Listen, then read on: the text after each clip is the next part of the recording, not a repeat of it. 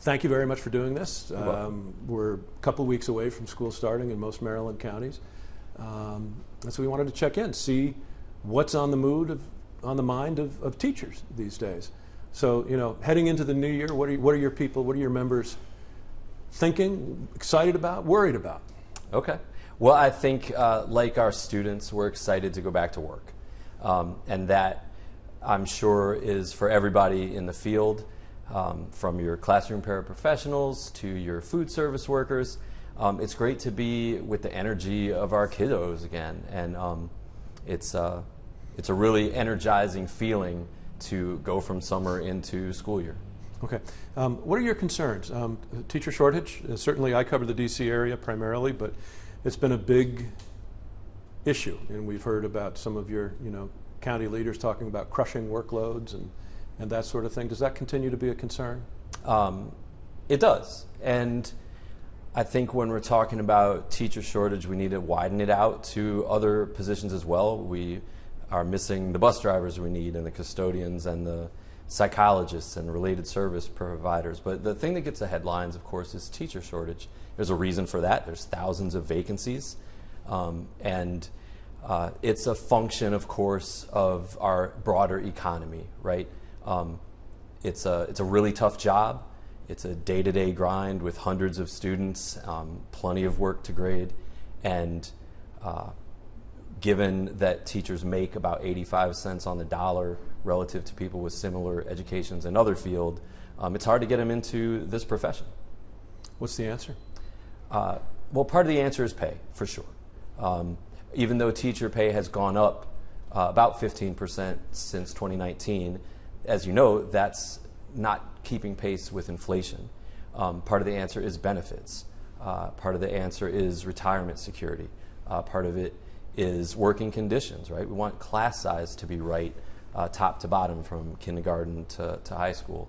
All of that goes into the education of a kid, so it is super important for our educators as well. Okay. Taxpayers always get excited when they hear about more pay. So the blueprint. Sure.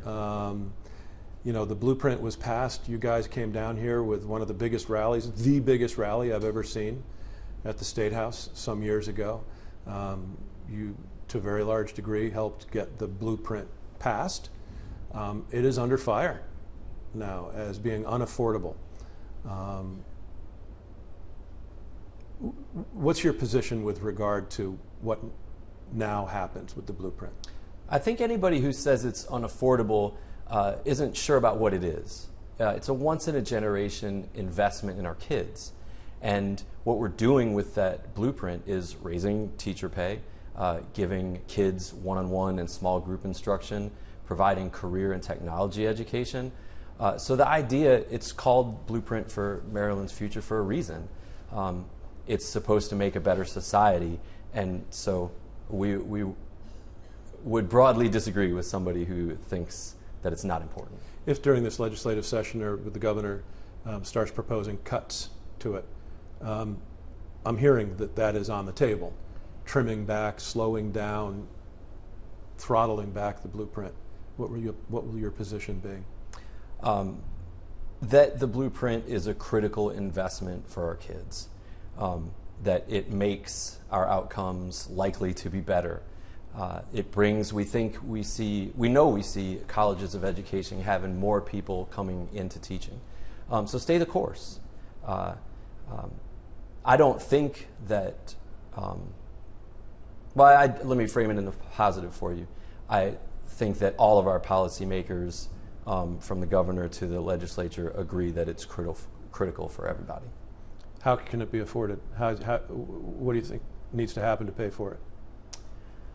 It's a partnership. So the way to fund education, not just the blueprint, is to have local jurisdictions and the state of Maryland contributing in a holistic discussion of what revenues make sense to fund this really important priority. Okay. You're an advocate for the teachers. That's Sure. your job, number one. And up the street. Well, is this going to be your focus? Is keeping the blueprint intact your priority at this moment? It's one of our priorities. I'd like to see the blueprint improved, right? We've got non-classroom positions who need to have a viable career too. And we think these investments really pay off in the long run. So of course, you said our job is about advocating for education. Well, kids don't have lobbyists, they have us. So we'll hopefully be there bringing the message to the people that make decisions. I said you advocate for educators. Yeah. You think it's the same thing? You say Advocating it's the same for thing. kids?